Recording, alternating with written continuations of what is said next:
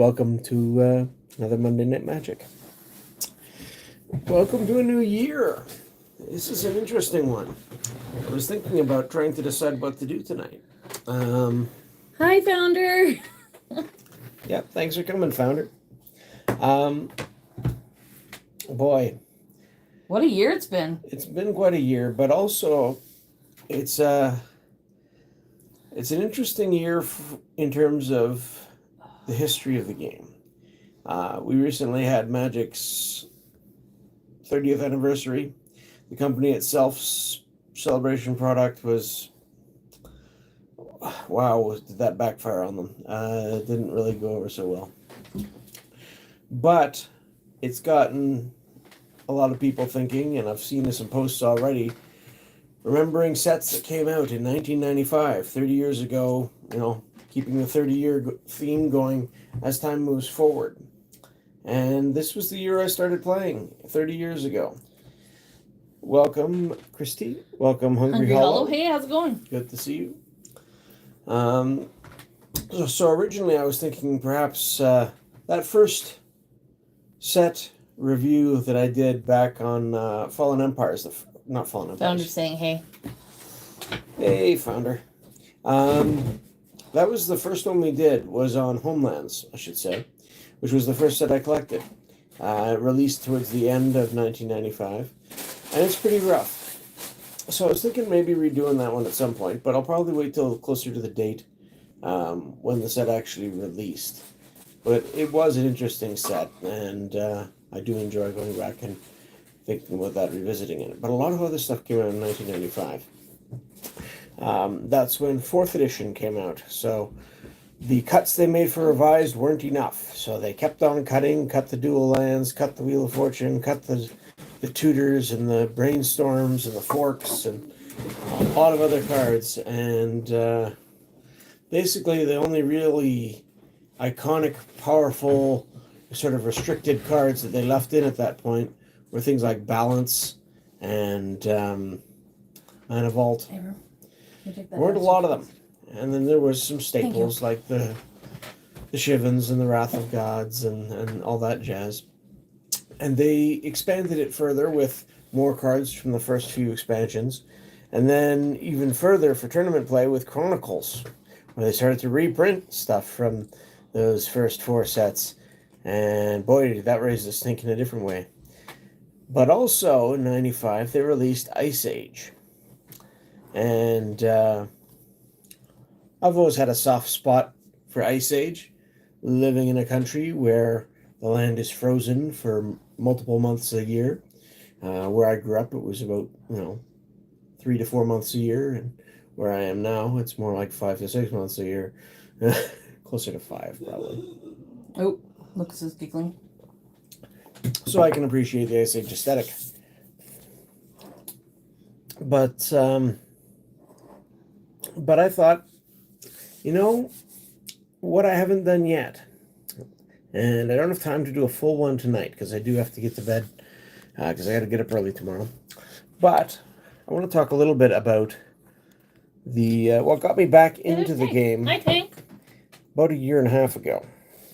Hey, Tank. Thanks for coming. I decided to set a super chat goal. Okay. It's from like the $2 and up one. And if we get 10 super chats in an hour, then we will give away 5 memberships. Okay. Because that's all I have to give. It goes pretty good. So today I wanted to talk about the Tales of Middle-earth, the Lord of the Rings set that they came out with. Now, one of the special things about Magic the Gathering right from the beginning was how applicable it was. It was a general fantasy IP. You had your dragons and your wizards and your elves and your merfolk and your goblins and all that stuff there. And there definitely were things that took inspiration. I was thumbing through Homelands again yesterday, and I came across the Anhava Inn, and it looks much like I would imagine one of the inns around the Shire would look, or maybe not the Prancing Pony, because that one's it's got some more descriptive elements to it. But yeah, I wanted to do a little update on my collection because I've been collecting the Lord of the Rings set now for over a year. And I've made some good progress on the set. Not finished it yet. Never going to completely finish it. It's such a big set, and there's so many different variants and versions that they've made. It's just not happening. But I'm hoping to complete the core of the main set. And I'm making decent progress on it. I still have a lot to do. So let's start talking through and looking at some of the products there, and just some of the approach about it. I'm not going to go through in depth and do every card. I don't have time for that tonight. But I'll go over my collection, see the progress that we've made, and just talk about some of my favorites and some observations about how they approached it, which I find very interesting in some respects. So let's start getting this flipped. So let's see where to begin. These tins were what really got me into it. We don't have a lot of card shops in our immediate town, but we do have Walmart, and Walmart started coming out with these. They used to be better stocked than they had been in the last. Yeah, these collector tins around this time last year, a little bit before that. Yeah, I think it was before Christmas last year, if I'm not mistaken. But they kept coming for months. And people weren't buying them at first. No, not very much. There was 3 different tin patterns. Galadriel here, Gandalf. Gandalf was my favorite in terms of the art. I think this one was rather nice overall. The other one that we do have sealed stuff? No need, because the other one was the ring, and it was the exact same art as the side of the bundle box here. Oh, you can't see it because it's sealed either. Yeah, but it was, like I said, it was the exact same piece of art from here, just on one of the tins. And that one was the tin that always would sell out the quickest. And then, you know, a little while later for the batch, these ones would start to disappear. Galadriel was always the last and one. Galadriel was always the last one and the easiest to find.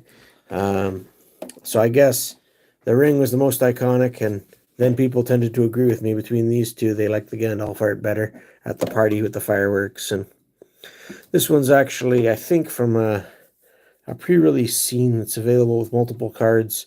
I think there was Wizard's Rockets and a Delighted Halfling or something, and a few others that made up the big scene. I like that. But that's how I really got into it, was I'd get these little boxes. They each came with 3 set boosters, and away we went. Because set boosters, I at first was very confused to find. You couldn't collect the set from set boosters. There were sections that were missing. I know, again, mostly different variations and things. These were interesting bundles. I managed to find 2 of these on sale.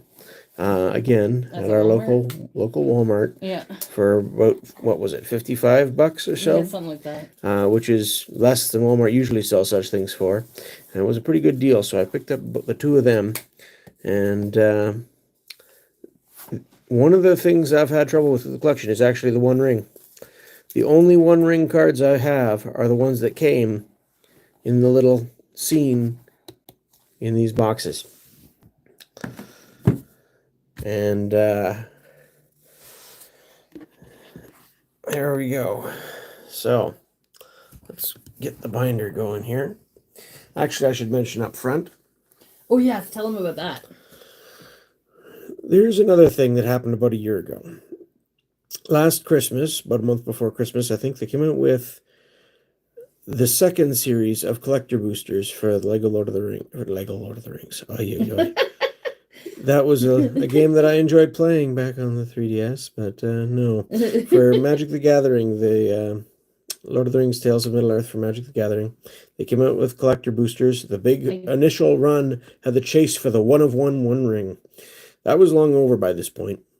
So they made these special edition ones, and they are nice in a couple ways. And people weren't too enthusiastic about having another product of this, basically this based around the same set. So there wasn't a lot of enthusiasm at first, but as soon as they started to disappear, wow, did the price start to climb in a hurry. One store that we got this at, they were trying to clear them out. They were trying to clear them out for a while. Yeah. Took them a month or two.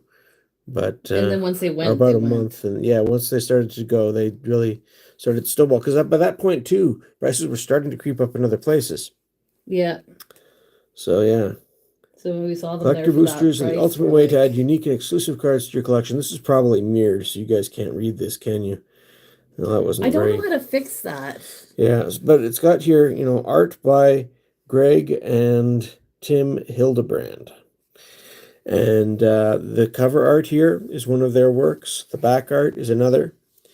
And in these packs, aside from, the special foil versions and other things, they also included some of the classic artwork that these brothers had been doing for around Lord of the Rings since I think dating back to the 70s.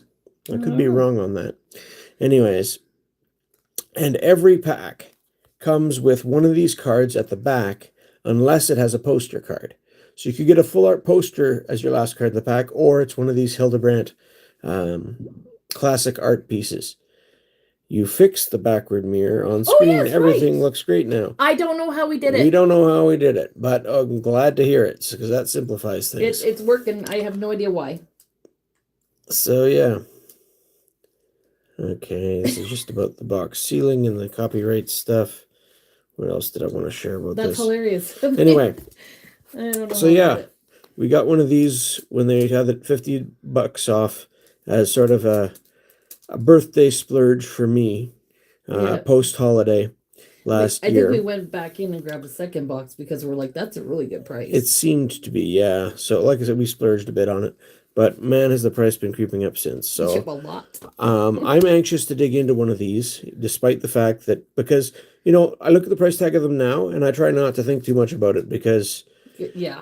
honestly, we didn't pay anywhere near that amount. No. And I got this because I wanted to open it, and I appreciate the art and the cards. I've only opened 2 booster packs from these collector boosters that I got in my stocking last year, and well, I guess not this past Christmas, the Christmas before is what I mean by last year, and I've had 2 of the regular collector booster packs. Most of everything I've opened, we had a couple of draft packs just to see what they were like, but most of them has been the set boosters from these tins, the ETBs, or not ETBs, but the bundle, whatever like they call ETBs, them. Yeah, those things.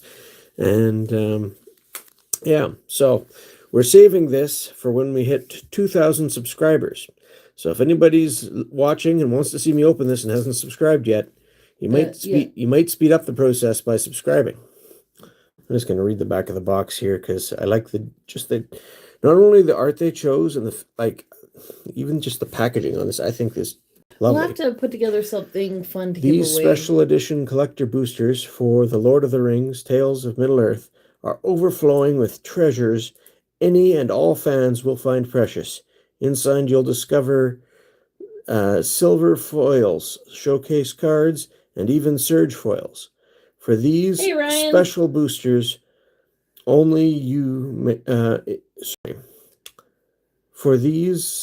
special boosters only, you may also find showcase scrolls of Middle-earth cards, borderless Brothers Hildebrand cards, and borderless poster cards. So like I said, the last card in each pack is either a Hildebrand art card or a poster card, which is really nice. So you're going to get one or the other in every single pack.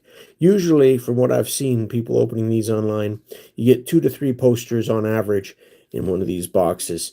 I have seen ones with less, obviously, and I've seen ones with more, but that seems to be the average is 2, sometimes 3. Are we aiming to do like a birthday stream for you on the 20th? I don't know if we'll pick a date. Probably sometime late January-ish. That's the only Monday that you're not working. Yeah, maybe. Maybe we want to do it on Monday. Hey, Krippendorf.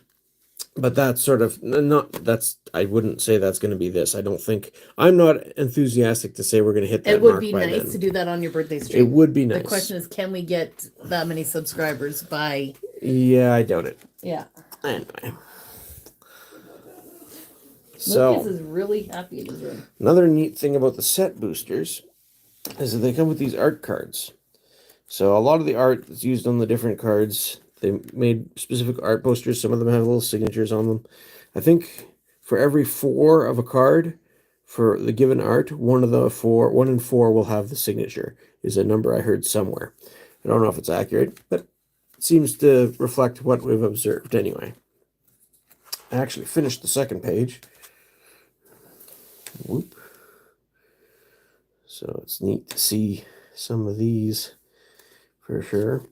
Well, I guess like But I'm still missing a few. If we met our goal by next Monday, you could do it then too. But unless you wanted to save it for your birthday stream, I suppose I could. But that's a lot of subscribers to get. It is.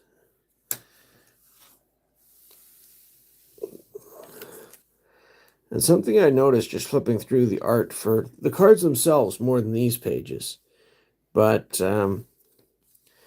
they definitely made some interesting artistic choices in their representation of some of these characters. Now, it's less obvious for white, so maybe I'll save the comment on that for a little later. But like here's Eomer getting hauled off at the orders of Wormtongue, unknowingly, at the behest of Theoden, basically. The Battle of Bywater got cut from the films, but I always loved that part in the book. So I'm glad to see that they represented a lot of scenes from the book and things that did get cut. I like the fact that a lot of the flavor text is drawn right from passages in the book. So the two marched in with Pippin at their head. Merry now had enough sturdy hobbitry to deal with the ruffians. There you go. Good old Bill the Pony. I haven't actually gotten around to building decks with my extra cards yet beyond the set. And so I do want to do that and get some practice playing with some of these. That'd be fun. Boromir here, I'm actually surprised how strong a card they made for Boromir in some respects. I mean, maybe it's not strong, but to me, this seems like a very efficient, you get a 3/3 vigilance for 3. Deck, question mark? Build commander deck? Build? Commander decks have never really been my forte. I don't... 100 card singleton, I enjoy it occasionally, but my bread and butter is 60 card constructed, 4 copies of a card, unless it's restricted. That's, I'm generally a vintage player. I like to put anything I want in the deck. But, I've had ones that go above 60, sure, but, the game is designed to run lots of multiples. But yeah, aside from just being a fairly efficient body at a 3/3 vigilance for 3, whenever opponent casts a spell, if no mana was spent to cast it, counter that spell. There have been a lot of powerful cards that people enjoy that are either 0 to cost, or you can do something other than pay its mana cost to play it. And then he just stops all that just as a bonus on top of a useful body. And you can sacrifice him to make creatures you control gain indestructible until end of turn. The ring tempts you. And that could be handy to stop any sort of board wipe effect. They've always been, as far as I remember, very popular in terms of board control, creature control, is just to play sort of wrath effects that wipe all the creatures off the board. And he can stop that too. So he just seems like he's got some useful tack-ons there. So I was pleasantly surprised by the Boromir. Eastmark Cavalier, East Farthing Farmer. They did have a fair amount of halfling contingency added in here in terms of people. I was surprised how many Eagles cards they made. They made a good number of Eagles cards as well. I guess there's not a lot of opportunity for flying creatures, so they'll take what they can get. But then we're getting to Lady Eowyn. The portrayal of... People always harp on about Aragorn and the way they portrayed him with darker skin and things. To me, that's a symptom of a bigger issue, because they did that with multiple groups of people. You saw it in the card earlier if you look closely with Eomer, but you see Eowyn here too, and basically all the Rohirrim. They changed that whole group, half the elves as well, plus Aragorn and some of the Dunedain, and it, it even gets to the point where it makes me question it, because they made Arwen fair-skinned, and she's Galadriel's granddaughter, and not super dark, but there's definitely a trend. The camera's not picking it up the best, but a trend in that direction. So a lot of it, even just familially, doesn't make as clear sense as it should, as far as I'm concerned. But aside from that, some of the arts, the characters are positioned in ways that it seems like they're trying to hide it as well, which I find strange. Why do that in the first place? Exactly. But they don't, like some of the arts, it's very obvious. Gandalf here, it's just, a wider shot, so you might not notice at first, especially with the, contrast of the white beard and the white gleaming hand. Pretty impressive regardless, so I do like the art. No, they did a good job with the art. It's well done. But, and again, white is not the best card to showcase this, but even here, there's very little that's truly bright. Almost everything is dark in the art depictions. This one's very dark. This one's quite dark. Gandalf, it's mostly dark with a little bit of his hand shining out. Lost Legends is dark. Here you've got the contrast between the shadow and the bright daylight. So that one's a bit mixed. But even there, it's kind of 50-50. Rosy Cotton, you got some sunlight coming in again. But overall, there's more dark than light in that picture. That's, as like I said, white is the brightest color out of the bunch. And even here, look at most of these arts, like if they predominantly, if they do make another set, the color palette or the picture is just the art. It's just dark everywhere. If they do come out with a Hobbit set, how long do you think before that happens? Oh, I think they'll give it a couple years. I do think they're going to want to reprint the One Ring. It was such a popular card for a while. Even if they did have to deal with it in tournament play. I don't know. Maybe that'll make them rethink things. But I think the plan was they did it formatted in terms of the name.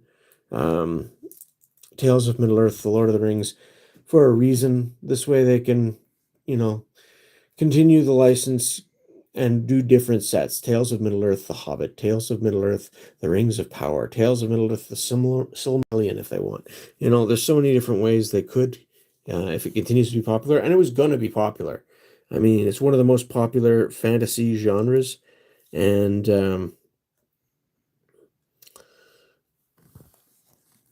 there was even rumors that Magic the Gathering really wanted to get into that early on.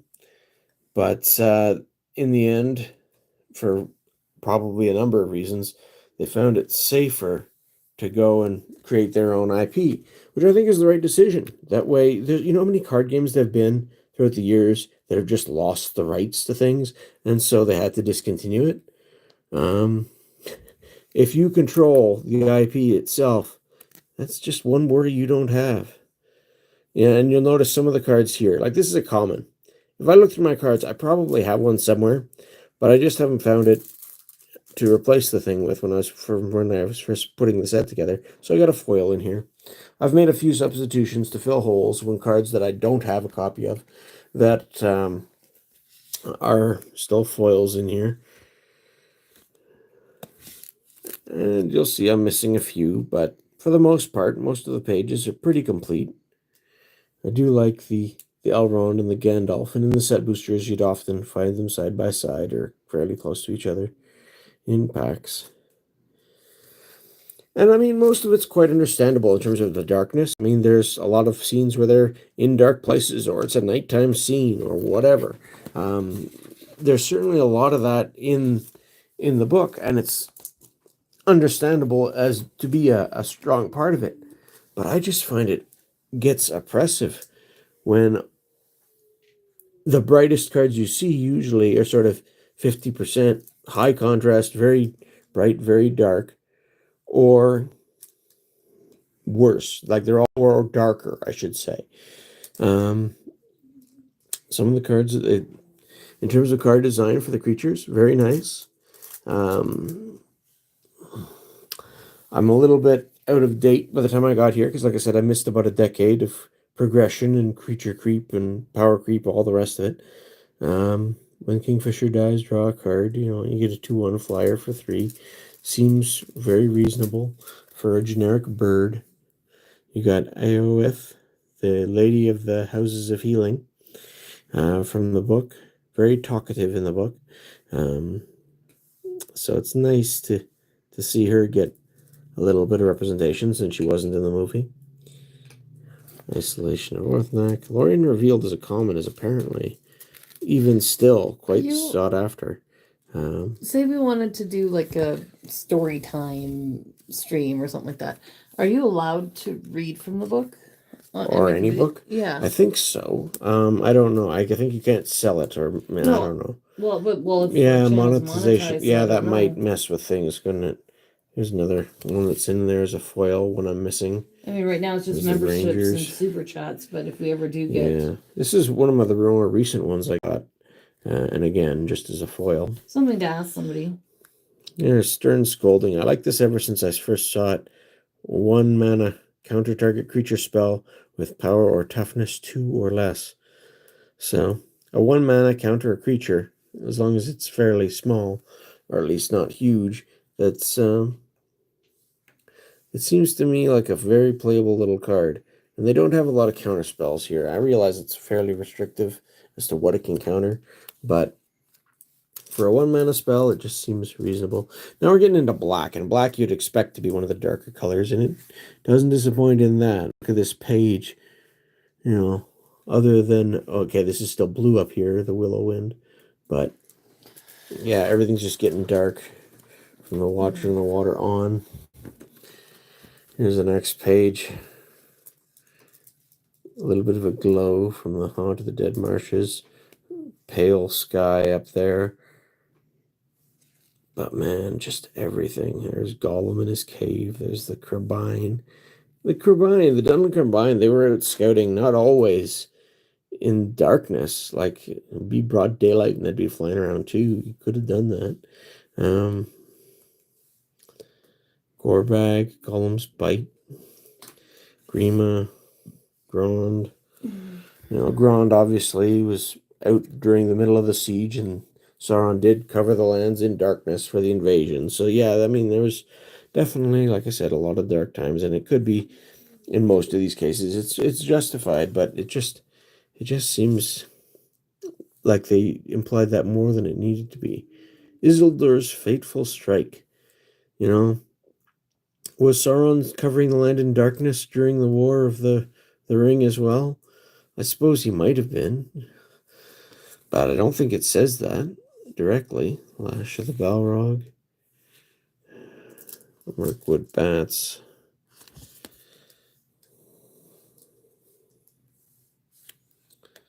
That's the end. I mean, they're depicting Saruman's end here. And in both scenes for that, both the book one and the film one, that didn't take place in an area that was particularly dark. I think it was daylight in both cases. It was just easier for color scheming or whatever for the printing. Maybe. And one thing about this set, the Nazgul, they did an interesting thing with these. It's only an uncommon, but it's worth more than most of the rares in the set because they're so hard to find, and there's 9 different arts.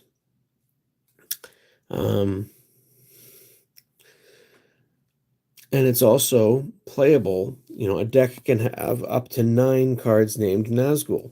So whether you're playing the traditional constructed formats, where it's a 60-card deck, you can usually have up to 4 of a card. Well, you can have more than double that if you can have up to 9 there. And if it's in Commander, where you can only usually play 1 of a card, Well, guess what? In the commander deck, you can play 9 of these too, because it says right on the card your deck can have up to 9 of them. So that increases the demand for people who want to use the card. And for collectors, there's 9 different arts to collect, so that increases demand too. And it's not that bad a card. It's only like the printed power and toughness is only 1, 2 for 3, but death touch matters for combat. And when it enters the battlefield, the ring tempts you, and whenever the ring tempts you, put a +1/+1 counter on each wraith you control. So it starts out actually as a 2/3 more or less, and gets bigger from there. It's not a bad card. You can build around this. Dang, 9 arts. Yeah, I know. And there's only one in the main sort of series here for the... Whoops. Oh, no! I knocked over the camera.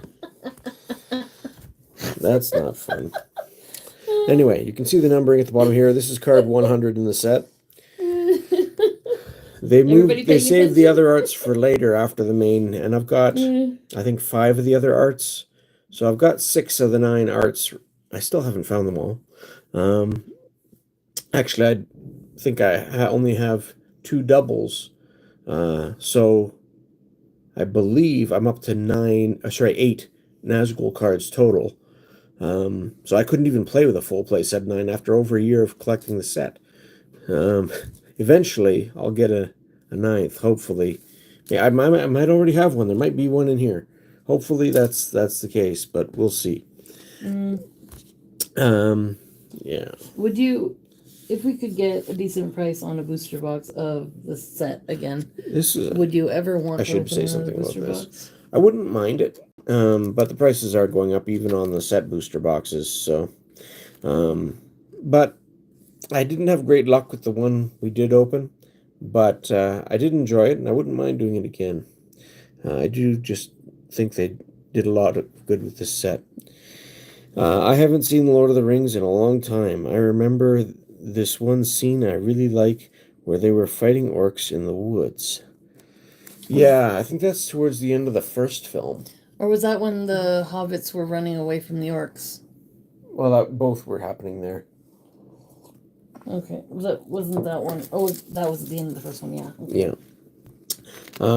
Obviously, they did some of that in the Hobbit film too, as they're trying to get out of the Mirkwood area. But yeah, Orcish Bowmaster, they seem to just really push this card.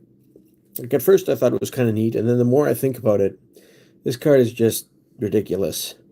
1/1 for 2 flash, so you can bring it in as a react, and when it enters the battlefield, and whenever an opponent draws a card except the first one they draw in each of their draw steps, it deals 1 damage to any target, so a creature or player, or a planeswalker, I guess if they have one, and then amass orcs 1. So basically, just playing this on its own, when they were talking about the original ones on VHS. The original ones. Like the old one? Oh, like the old animated cartoony ones? That came out back in the 70s, and oh boy, I'm trying to remember. It's been a long time since I watched that one. But yeah, there was probably some scenes too. That one they sort of rotoscoped. So you had sort of filmed scenes with live actors, and then they drew in animated frames and stuff over top of the live action, which made for some really interesting sort of effects. But yeah, this card just gets really ridiculous when you combine it with some other things, and it's just an answer to stop some strategies in some respects. That said, it's fairly fragile, so there's trade-offs, but it is a strong card. And just backing off here again, Shelob's Ambush, Shadow of the Enemy, Sauron the Necromancer. This was first version of Sauron I got, and yeah, not when he's at his full strength, but still an interesting version of the card. Here's the end of the black. The Witch King of Agmar is a mythic rare. Pretty strong too, at least it seems to me, compared to, the old Singir vampires and things I used to play for the same casting cost. You get a 5/3 flyer Whenever one or more creatures deals combat damage to you, each opponent sacrifices a creature that dealt combat damage to you this turn.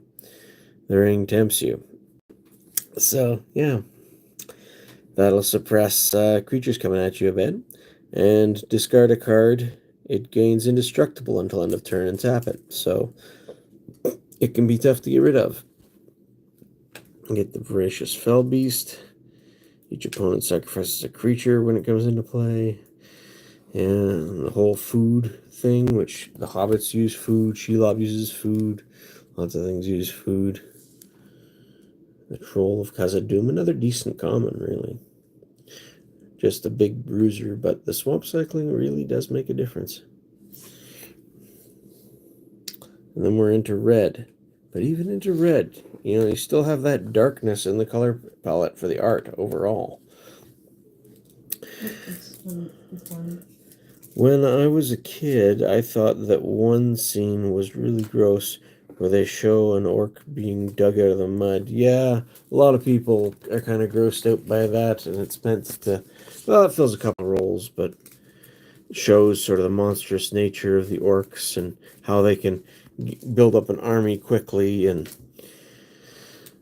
Cast into the Fire is one of the brighter cards, but again, you sort of got lava glow brightness. Display of Power, Eomer, Erkenbrand, another Eomer. Yeah, that was the other thing too, is most of the main characters got multiple versions, like here's an uncommon Eomer, here's the rare Eomer. And then sometimes you got, other, a multicolor version or a mythic version of some characters. I think there's 5 different Gandalfs. It gets to be an awful lot in an awful hurry. And again, look, just darkness, darkness, darkness, darkness, darkness. It's just... Oopsie. I screwed up. Over the page, and they're still all dark almost. I mean, Glow in here is probably the brightest one, and he's, the dwarf talking at the Council of Elrond. And even that's not as bright as I would expect the Council of Elrond to be. I screwed up. Thankfully, I don't think I put too many of the wrong ones in there. But yeah, I don't think there was any need to have 3, 4 different versions of all the legendary creatures, like of all the main characters. I can understand doing, a second version, especially when you have Gandalf the Grey, Gandalf the White, or you have Frodo at the start of his journey and Frodo when he's more seasoned later on. I can get behind that. But I think they went overboard with it. There's just too many versions of a lot of the big characters, and there are so many characters that didn't get as much attention as I think they should have. I think in the main set there's only one version of Theoden. And there's lots of other smaller characters. They did a good job including some, but there's so much more they could have. Lesser known characters that maybe weren't as well loved, but they did a lot of the ones that were people complained about being missed. Bag and Porter. I do appreciate this card there and back again. This is the closest thing you get to Smaug, really. And it's create Smaug, a 6/6 red dragon creature token with flying and haste, and when this creature dies, create 14 treasure tokens. An homage to the party of Thorin, basically. Where you try and get a 14th share, one for each of the dwarves and one for Bilbo. But there's no actual Smaug card, so they could do that as well as reprint the One Ring if they did the Hobbit. I don't know if this is Ken's first time in here, but it's welcome. I almost have to agree with you. Is that where we are? Yeah. It feels like they really were specific for who they gave some fan treatment to. Yeah. Like I said, I'm glad to see Glorfindel got a card. I'm glad to see Celeborn getting a bit more treatment than he does sometimes. I'm glad to see Eowth and Prince Imrahil. And did they make a Baragond in this set? I don't know. I'm not sure. I've heard. Anyway, there's lots of other characters they could. There's Bombadil's song. They did do quite a bit with Bombadil. Okay. So that was nice. a Brandywine farmer. Most of the hobbits, other than the four travelers, and there's only a few, like Lotho. I think Lobelia gets one in the commander decks. And who else? I think Farmer Cotton might get one in the commander decks. Which is another thing. Why did they have to break this set? Like, at first, I was just thinking the main set. I didn't recognize that they were going to have another whole set for Commander. And when I realized that, then it's, at first I thought, hey, you could just grab the four Commander decks and you'd have that whole section of the set. No problem. Well, no, not at all, because they've got a lot of other, all the realms and relics, the box toppers, stuff like that. That's all keyed for Commander, so it's all technically part of that. And then they added more as they went on, so it's never that simple with Wizards these days. You just can't collect things easily. Oh yeah, there's that one scene where the evil wizard's fighting with Gandalf the White in a tower, and Gandalf jumps off onto a bird. Yeah, well, he's Gandalf the Grey at that point, but yeah, that's a very iconic scene for sure. There's a good old delighted halfling. There's, yeah, again, the Dunedain Rangers. They darkened them up to match Aragorn, I suppose. But again, there's not really the justification for it in the story. I don't see why they felt they had to do that. The halflings, they've got some of them, it seems like the Brandybucks or something particularly, Merry and his family, they've darkened them up as well.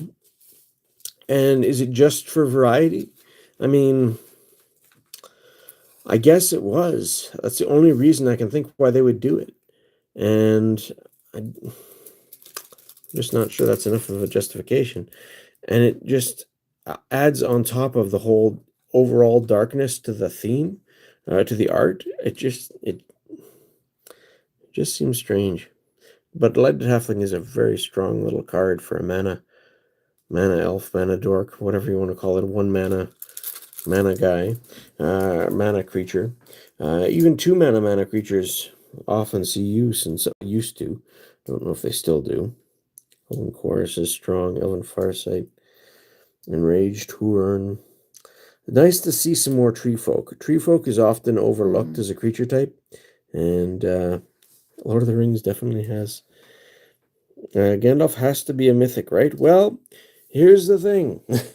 They want you to be able to get the main characters. So yes, there is a mythic Gandalf, and there is a rare Gandalf, and there is an uncommon Gandalf.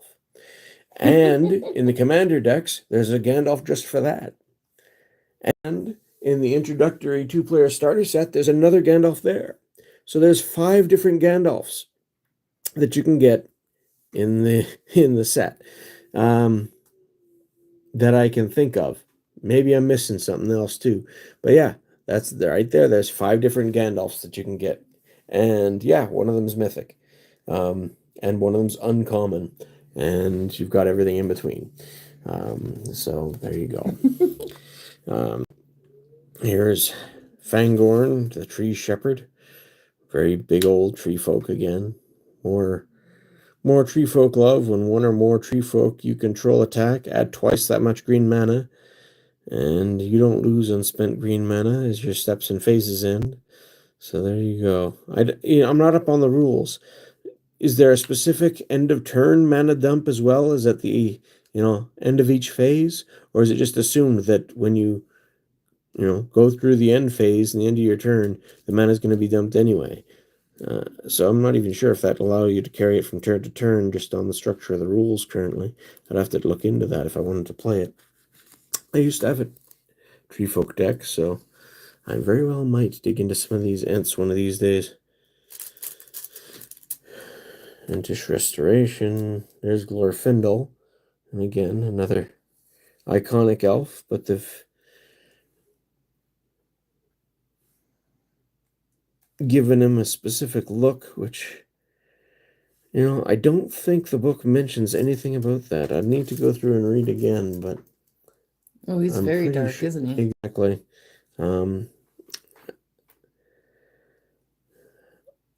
they give detailed descriptions of most of these characters, and I remember a scene in particular where it describes Glorfindel and Gandalf sitting on either side of Elrond at the Council of Elrond, and nothing in the description would make me picture the character this way. I'll just say that.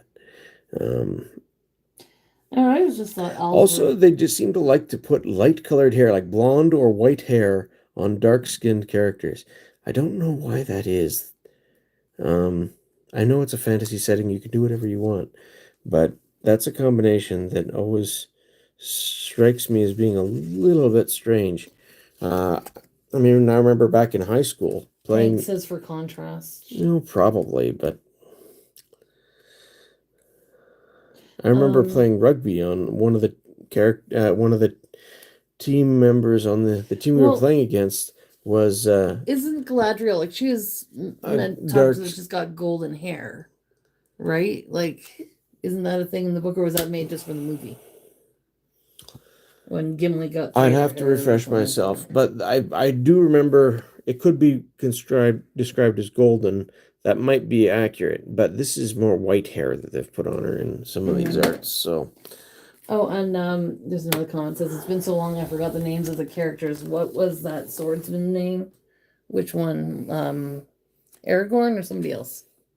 This swordsman. I mean, there was Aragorn, there was Boromir, and you referring to Glorfindel was the one I was just eyeing at, but he's an elf, not a man.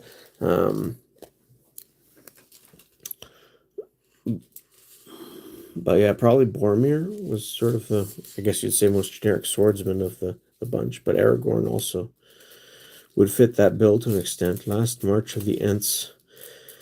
They kind of messed this whole scene up honestly, in the films. I didn't like the way Two Towers changed the characters of the Ents and made, Merry and Pippin sort of trick them into deciding to go to war. Like that. As somebody who did not read the books before watching the movies, I liked it. Yeah. I also, in that one, that was also the film where they really heavily made Gimli comic relief. And they also made Faramir wishy-washy compared to what he is in the book.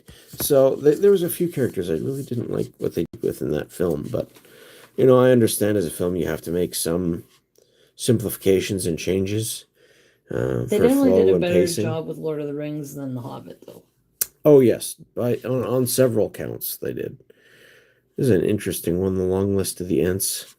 That one white 6 different phases that just wouldn't die, that they made him live in The Hobbit, like, more than he should have in the books or whatever. Was it even in the books? I don't know. That, I did not love how they just let him keep living, and I don't know. Yeah. But here, like, okay, there's many partings. I found it really annoying. Mushroom watchdogs. I did like the dogs that Farmer Maggot had. And they talk about Farmer Cotton more than they talk about Farmer Maggot in this, don't they? Anyways, but these were his watchdogs. Oh yeah, it's a quote there from Farmer Maggot. And, like I said, overall, I do like the art. I do like the quotes from the book.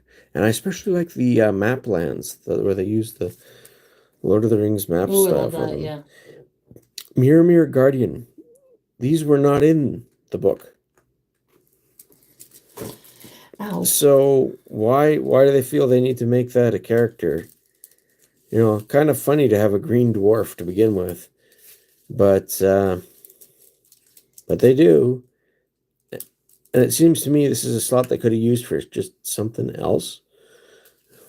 I don't know. And here again, Mary, backlit so much that you can't even tell that they've shifted the skin colors and stuff. So what was the point?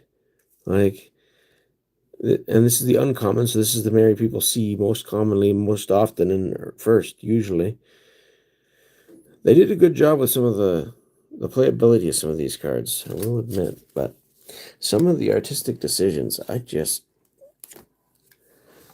it seems like they're fighting against their own decisions. It's strange.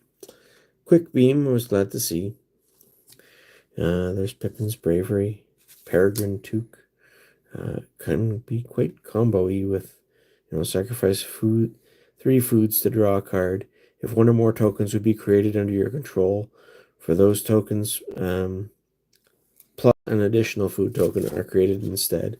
So, yeah, you can help churn out the food. 2, 3 for 3 is not horrible. Radagast the Brown. Again, in the films, they replaced him with a moth, basically. I loved Radagast. Yeah, in the Hobbit films, they gave him a lot more action than he probably should have had. I loved him, though. The actor that played him was amazing. But yeah, in the Lord of the Rings itself, for the films, they really just eliminated him. Aragorn is my favorite. A lot of my friends like Legolas more. Now, Aragorn, I love Aragorn. Yeah. I still think the casting was spot on for Lord of the Rings. I think they did a really good job with that. Aragorn is a near uncorruptible character, and there aren't many of those in the book. Faramir is supposed to be another. But, yeah. Here's Aragorn leading the expedition in a boat there. Wozy Pathfinder. Now, if you're going to have the Wozies, why didn't they make a card of Gunbury Khan, the leader of them? Maybe they did in one of the commander decks, and I just haven't seen it. I don't know. I've only got 2 of the 4 commander decks to date, so maybe I missed it.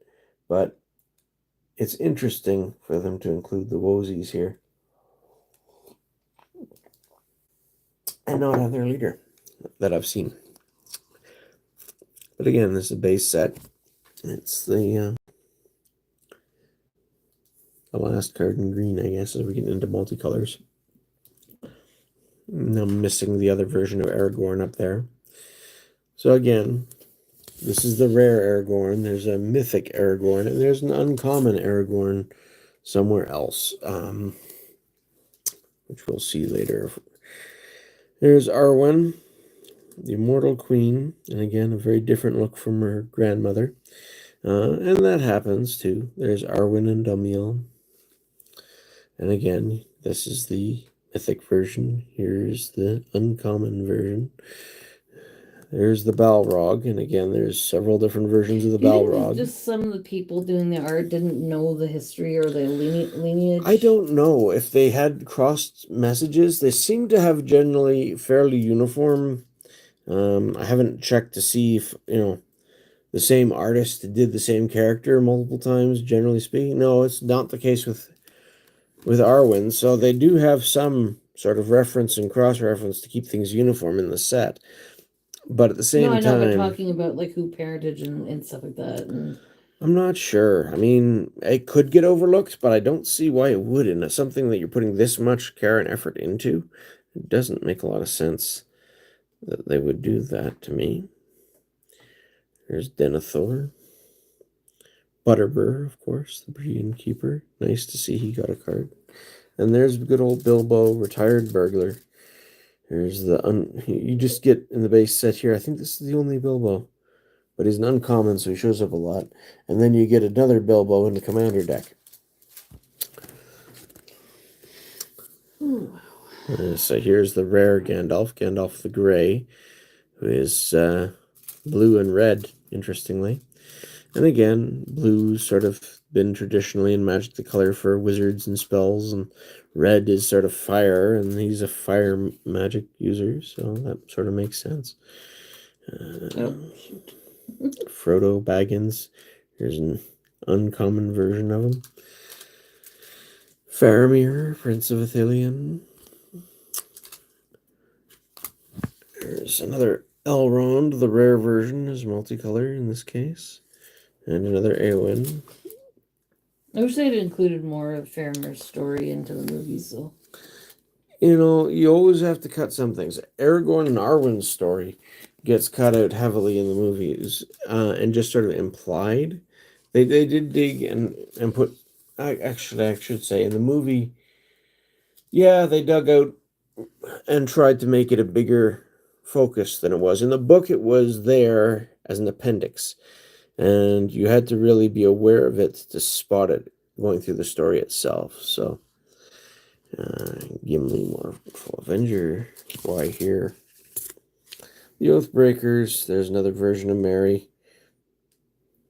Some of the named orcs. There's Lotho, the Mouth of Sauron.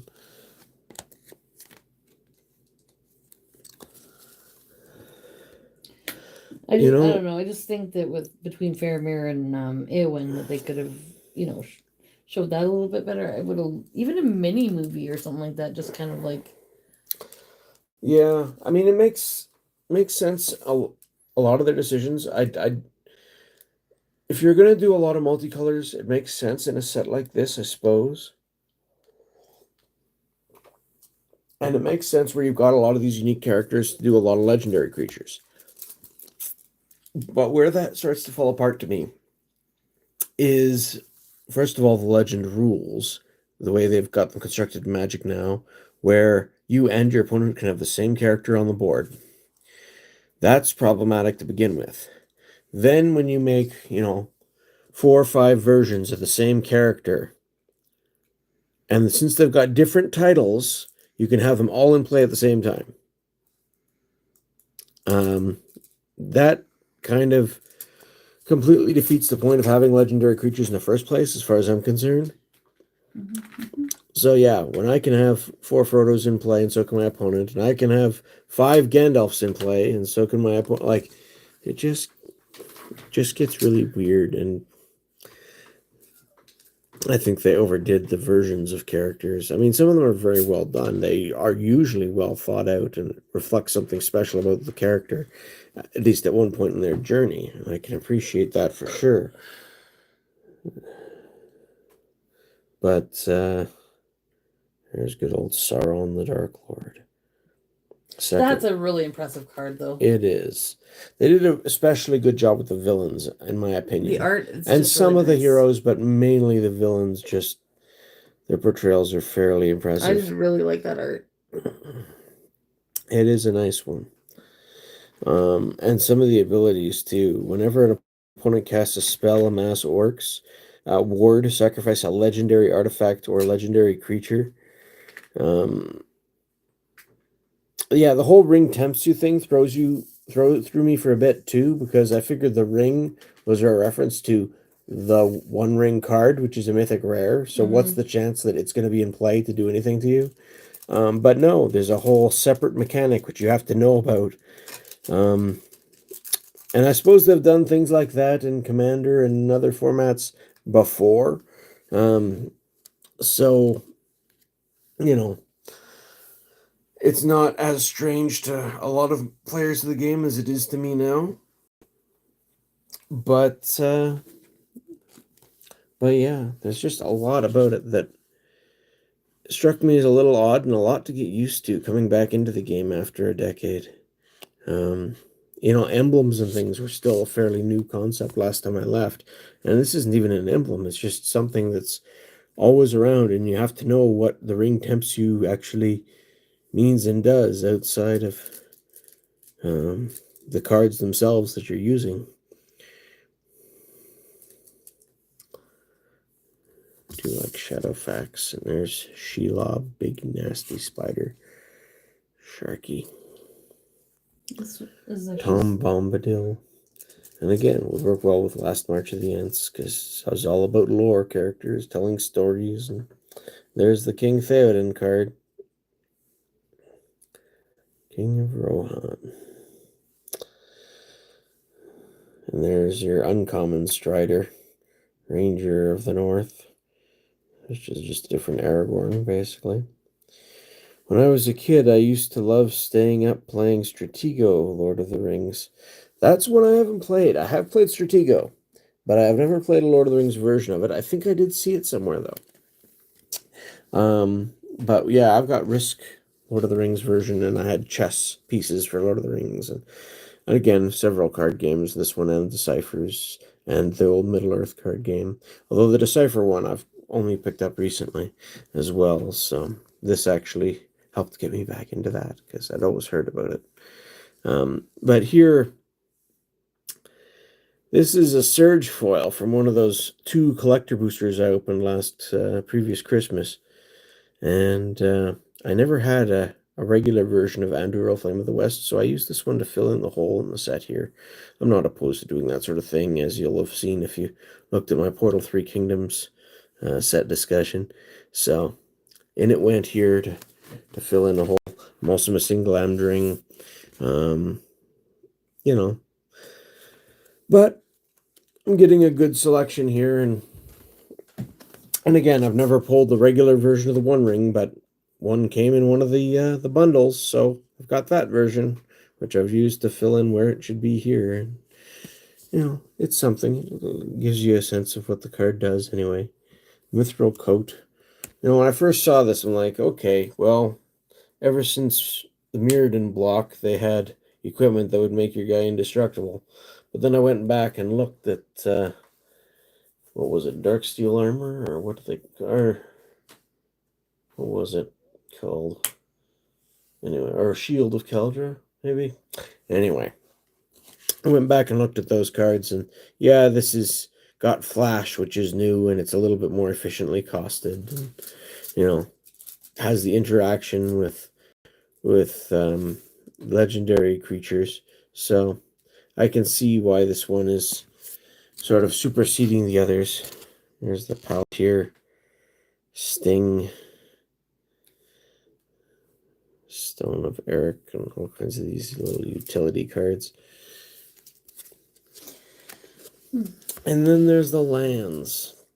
I'm still missing the regular version of Minas Tirith, but at least I've got it in another form. But I think they did fairly well with these. Come into play tapped unless you control a legendary creature for each color. And then with another ability you can add. I always liked lands that give you another effect as sort of a bonus. There's the Hall of the Citadel, the Grey Havens, Mount Doom, is the sort of dual color pain land with other upsides. But again, no option to get mana from it without paying life, so a little risky, but strong card, I think. And it's the only one of these that's mythic. The rest of these are just, well, these aren't rares. These are uncommon, but the Shire, Rivendell, Minas Tirith, Mines of Moria, Barad-dûr aren't all just a rare for each color. The regular arts and stuff it's fantasy artwork. They look good, but don't hold a candle, in my opinion, to the map lands. I think they did such a good job on these. The only thing I wish a little bit more was if they'd designed these so that you could build sort of the whole map with them. That would have been just extra exceptional, in my opinion. But they've got, overlapping segments and stuff, so it doesn't work. Then, and again, I hadn't never bought any of the Jumpstart, where you'd combine, the two special packs to play. But the Jumpstart rares were included occasionally in the set boosters, so eventually I managed to get all 5 of those, one for each color. They're sort of a neat addition, just a different version of the Ring Wraiths. There's Saradoc for white. Eleanor, a lot easier Sam's to show these cards off than daughter. the binders I have for my Pokemon sets. Well, maybe. And then you've got the Aragorn and the Sauron. These was from the beginner two little sample deck pack. These were the 2 foils they used for that. And then in the Costco bundles for the commander decks, they made foil versions of the Frodo and the Gandalf here, which came in those decks initially, as well as the Gollum and the Balrog. But there's lots of versions of other cards here, too, that were in those that haven't been given foil versions yet. And, so it's just basic, a Goblin 2/2 for 2. Would have loved that back in the day. Goblins didn't get a 2/2 for 2 with no downside for a long time. They were usually just a 1/1 for 1, and if you wanted a 2/2 Goblin, either you were paying 3 mana, or you were getting a downside.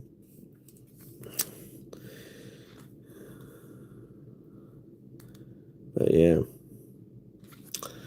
And even on to the next page here, you had Bilbo's ring. But yeah, that 2-player Lord of the Rings starter set was cheap enough. I was able to find one, so that filled in like a whole page worth of cards in this gap that was otherwise in my set, just by filling it in by the numbers at the bottom of the card between the main series and then these ring treatments. And these I find interesting too, because these are meant to portray, as far as I can tell, what this character looks like when you put on the ring and you're seeing the world under the influence of, sort of the spiritual realm. So most of the characters are rather dark in that sense, and that makes perfect sense. But Elrond is an elf, and the elves are supposed to glow, especially the powerful ones on the other side. Now he's half elven, so maybe that's what they're trying to indicate, but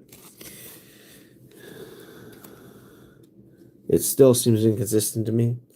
Legolas here, I mean, he's surrounded by sort of an aura, but he himself doesn't seem to be glowing.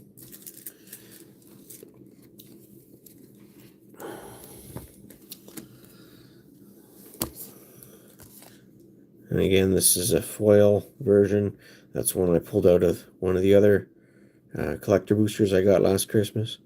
So the foiling there is rather nice on the little flaming tree symbol in the background. But Faramir, Frodo, and Galadriel seems to be a little bit luminous there as an elf. Legolas sure doesn't. And again, different versions of him. Sauron is, yeah, sort of portrayed as the wheel of fire there. There's Tom Bombadil, and he's certainly luminous, and he's a Maya. But then again, so is, well, no, he's not really a Maya. That was another whole discussion as to what Tom actually is, but I'm not going to go into that here because it's complicated, and there's never been a really solid answer. And then here's the other alternate versions of the art for the Nazgul. Where are we? But that reminds me of another scene where they walk through the swamp and there's a ghost trying to pull them to their death. Yeah, the dead marshes. That's quite the thing. There's 2 more Nazgul there. And then up on this page, they continue with one I don't have. Nazgul in front of Barad-dûr, I'm guessing. There's a lot of really good scenes in that movie. Horse who's got glowing eyes here, which is an interesting choice. And then the horse and the rider have glowing eyes on this one. And another one I'm missing. And then we're into, see, here's, I didn't have the regular version of Minas Tirith, but I got the borderless, version, which is kind of nice. I don't have Mount Doom here, but I did get the Shire, Rivendell. I got the five lands, and then I've got a borderless, the Battle of Bywater, and then I got another big gap where I've just got pages here of empty, basically empty pages in my book. I've got this one, which was, again, I pulled out of the collector booster. I don't think I could get it from set boosters. And then more pages of what I'm assuming is just more borderless cards, or maybe the pre-release sort of scene. This is one of the few scenes I actually completed just from packs. This is where you've got Gandalf facing down against the Balrog, and there's the Balrog's lash coming down there, Boromir, Aragorn, and the Sting with the hobbits all sort of fleeing while Gandalf buys them time with the Balrog. Kind of a neat big scene. If there was one weapon you could bring into real life from the Lord of the Rings, which would it be? Ooh.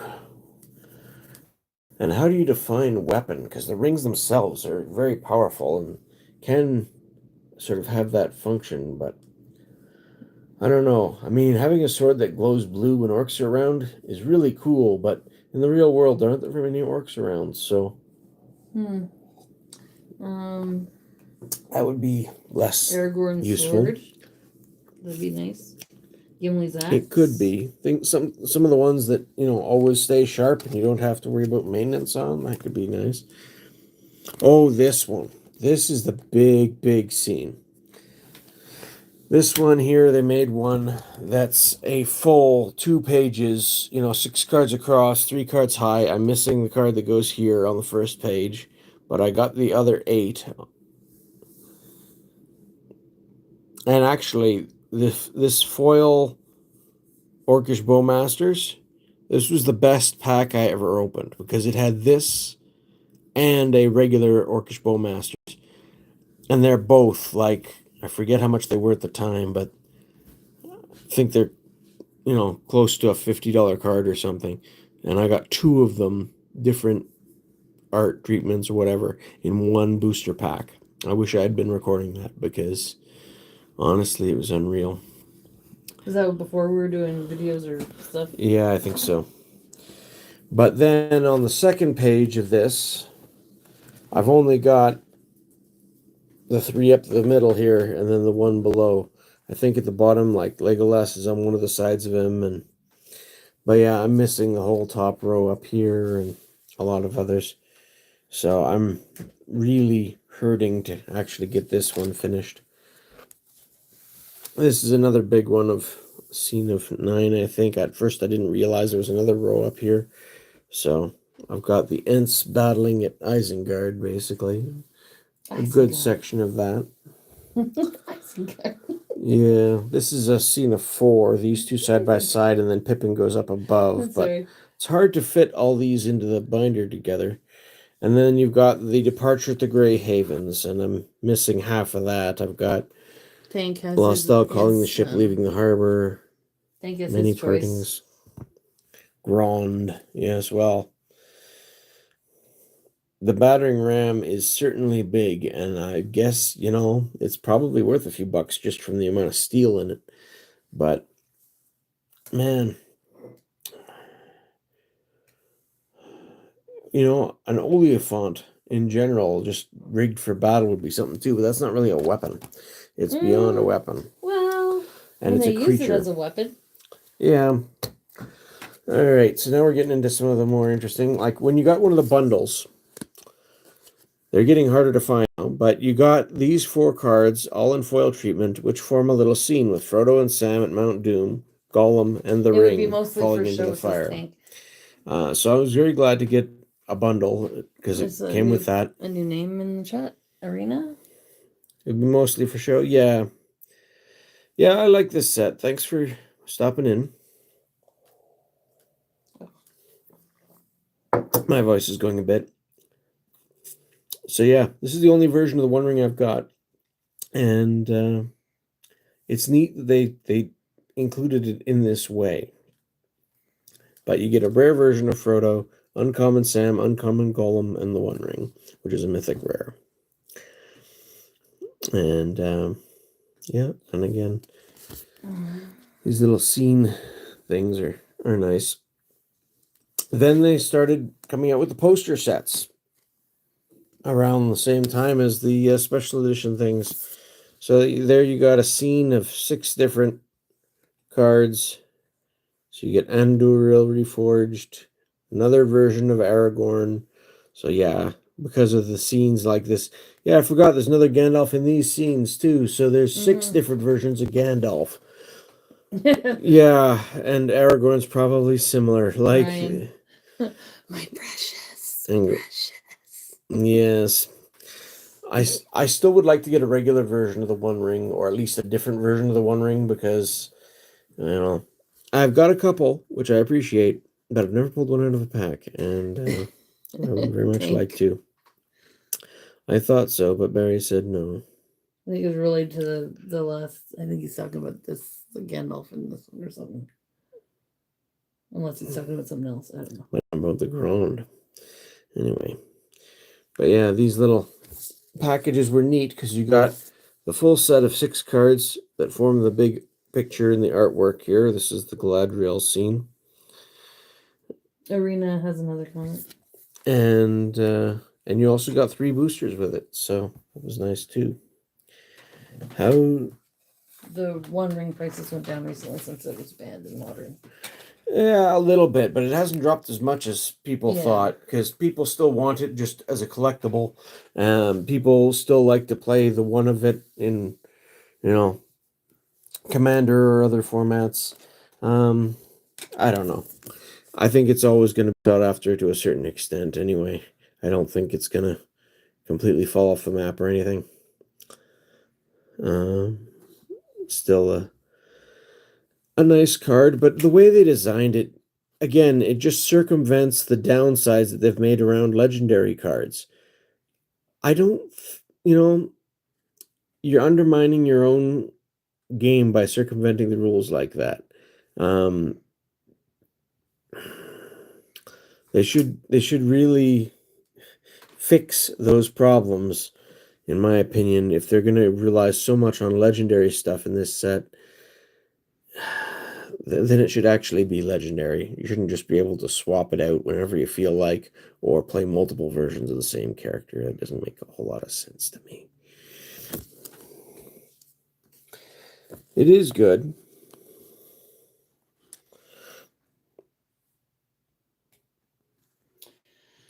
It was made to be good. Here's again, just the Witch King scenes. There's all the scenes. I'm sure you've seen them before.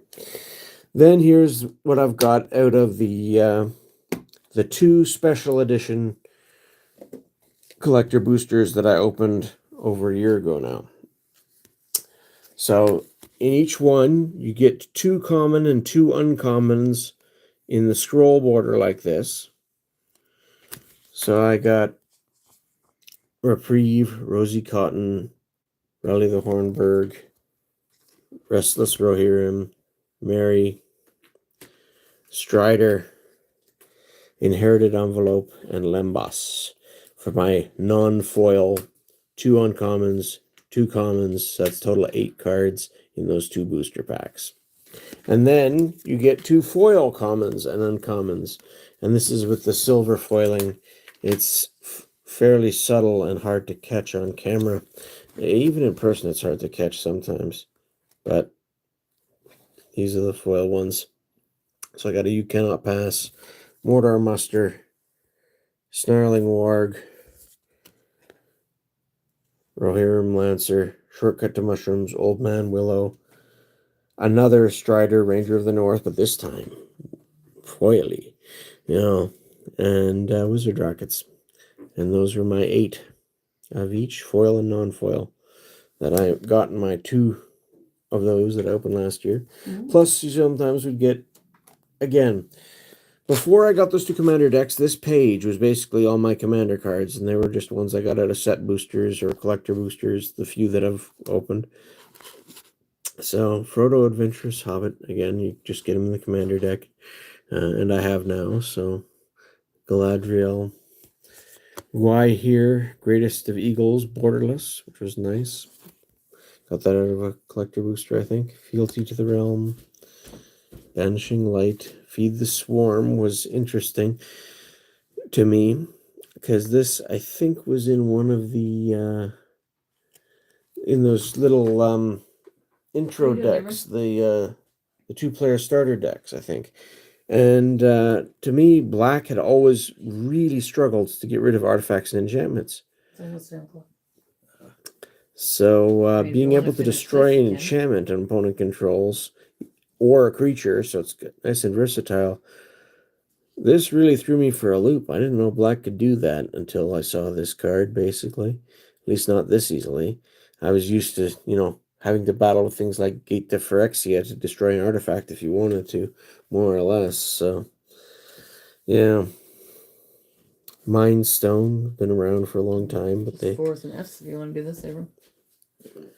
There's a different art on an Evolving Wilds. Greypelt Refuge.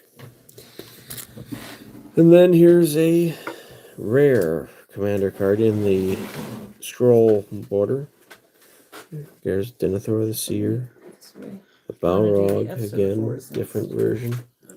Look. Sir down the shipwright.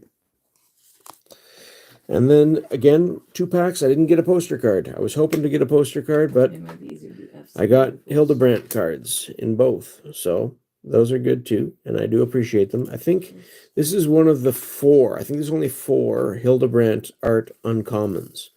So I'm hoping to get all the rest of the uncommons in this box when we open it.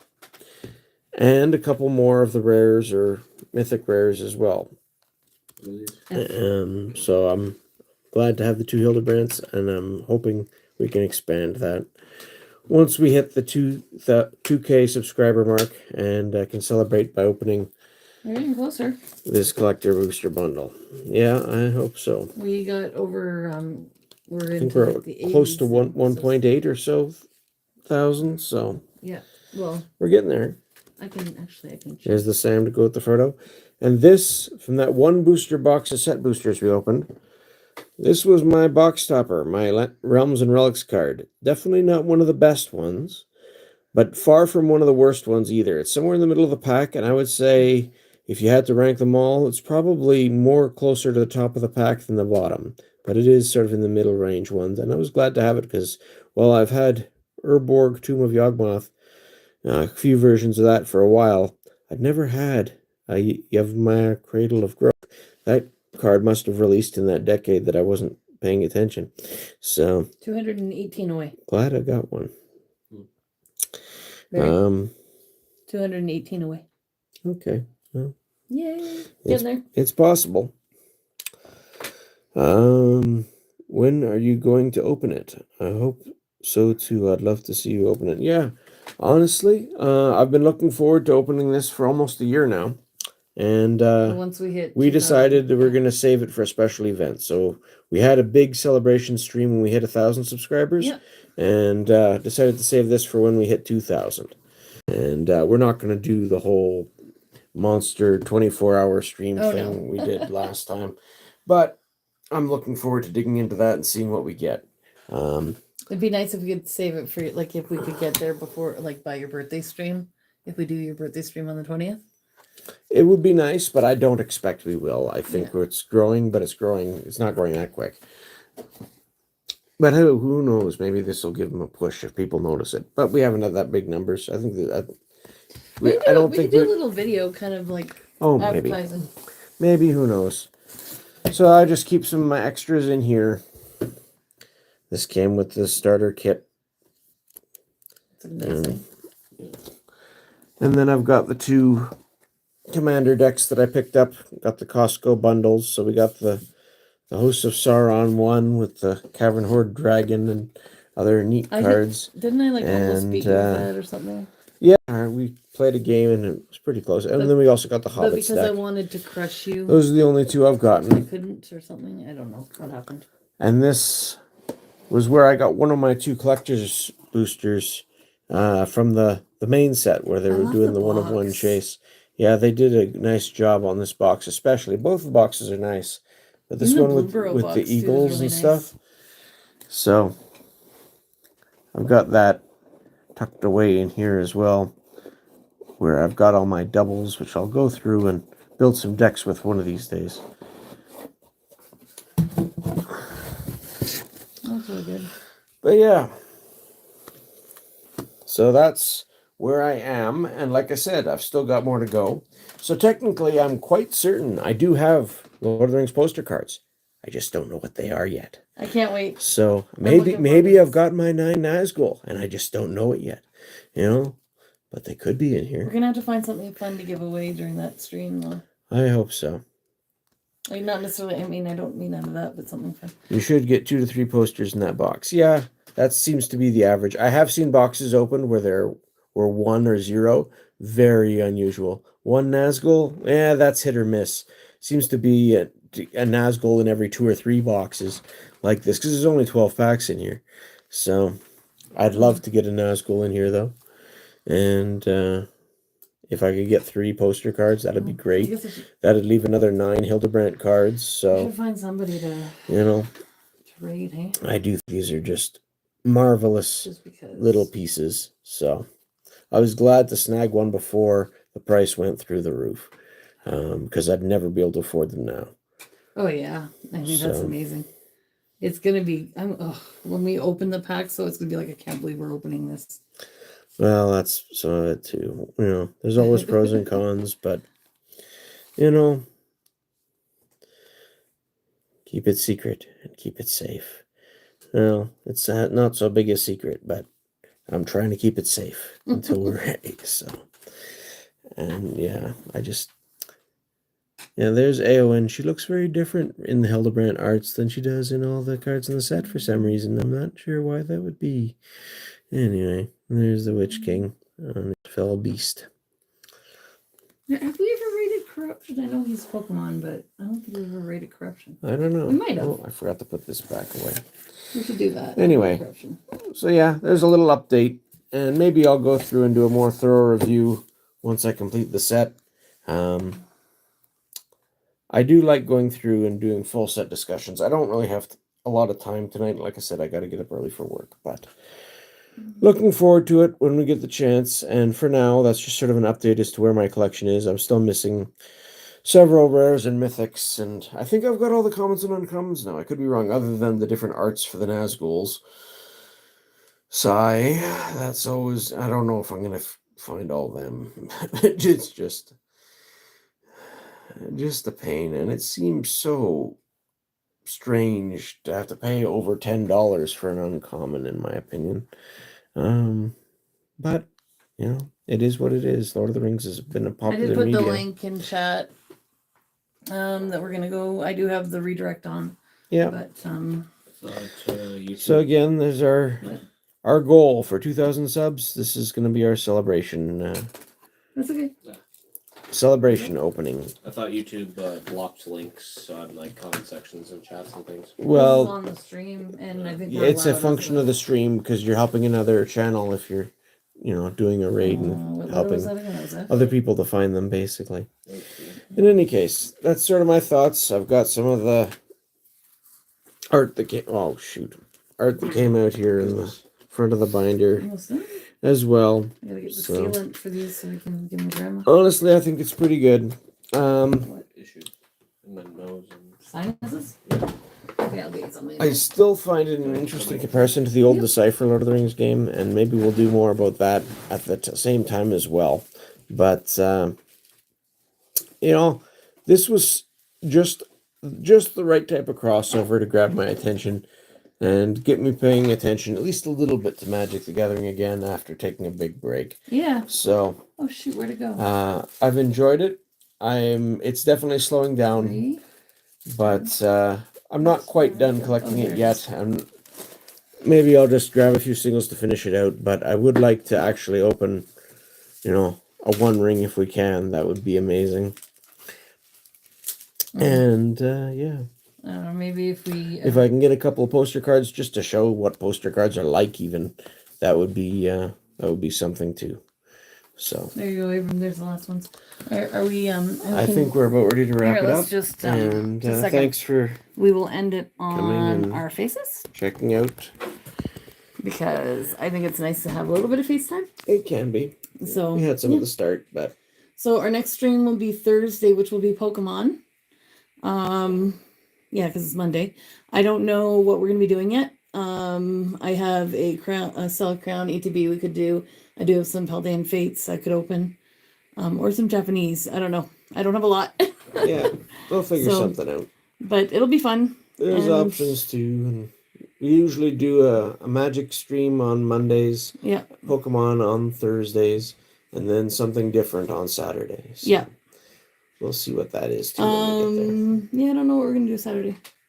We have some ideas, but yeah. All right, guys, we do appreciate you. Thanks for watching. Thanks for hanging out with us. And yeah, we're getting closer and closer to that 2,000 subscribers.